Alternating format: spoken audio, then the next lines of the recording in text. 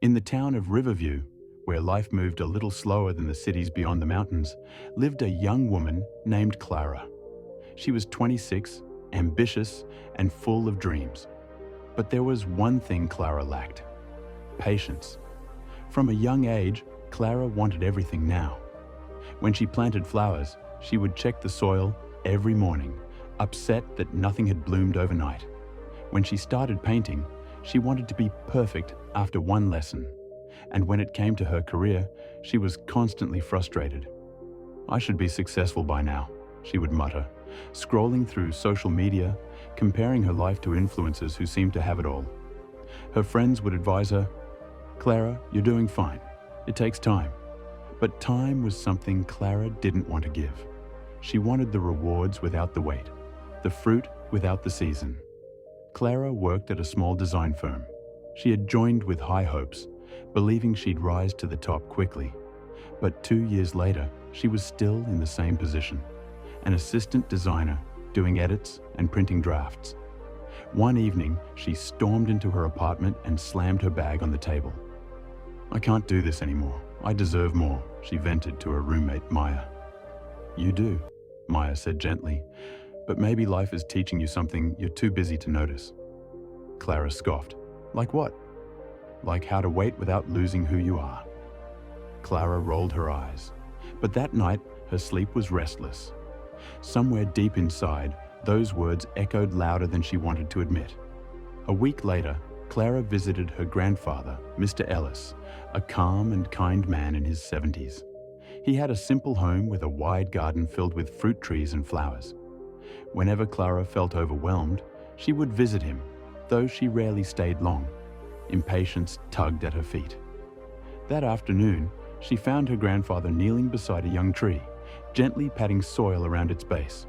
"Still planting trees at your age?" she teased. He smiled. "I'm planting for the future. Not everything we do is for now." She sat beside him. "Grandpa, how do you stay so calm when everything takes forever? I feel stuck, like I'm running in place." Mr. Ellis looked at the young sapling and then at her. "Come with me." He led her to a peach tree, its branches heavy with ripe, golden fruit. "You see this tree? I planted it 10 years ago. The first few years, there was nothing.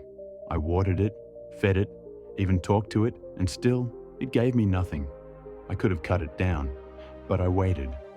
And now, look." He picked a peach and handed it to her. Clara bit into it, sweet, juicy, perfect. "If I had rushed it," he said, "I would have never tasted this sweetness." "Everything good takes time, Clara." She looked at the tree, suddenly realizing the lesson wasn't about the fruit. Back at work, Clara tried to change. She stopped checking the clock so often. She focused on learning, not just rising. Slowly, she started getting noticed, not because she was loud, but because she was consistent. But her old habits still lingered. One day, she saw a job ad for a top design firm in the city. Without thinking, she applied. 2 interviews later, she got the offer, double the pay, big projects, and a title she had always wanted. She resigned from her current job, despite her manager's surprise. "You're close to a promotion here, Clara." "Are you sure?" "I don't have time to wait," she said. The city job started fast and furious. Long hours, high pressure, endless deadlines. Within 3 months, Clara was exhausted. She had a title, but no peace. She missed the slower rhythm, the supportive colleagues, the quiet evenings in Riverview. One day, she got an email. Her old company had promoted her junior to lead designer, the very role she was about to get before she rushed away. She stared at the screen, her chest tight. Clara returned to Riverview for a weekend. She walked through her grandfather's garden, now blooming with new trees and vegetables. Mr. Ellis was sitting under the old peach tree, sipping tea. "Back so soon?" He smiled. She sat beside him, silent for a while, then whispered, "I left too soon, didn't I?" He didn't answer. Instead, he plucked a peach and handed it to her. "I didn't come back for fruit," she said. "I know. You came back to understand what it means to wait." Tears welled up in Clara's eyes.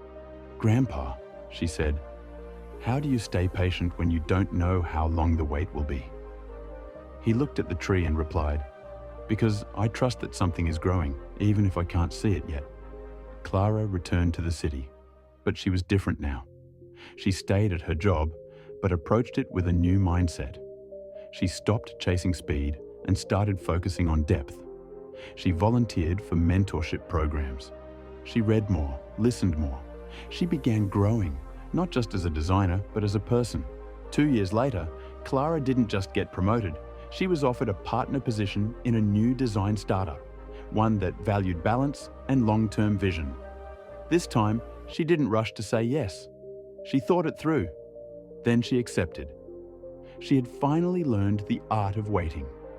10 years after that first conversation under the peach tree, Clara returned again to visit her grandfather. She now had her own home, her own studio, and a life she loved.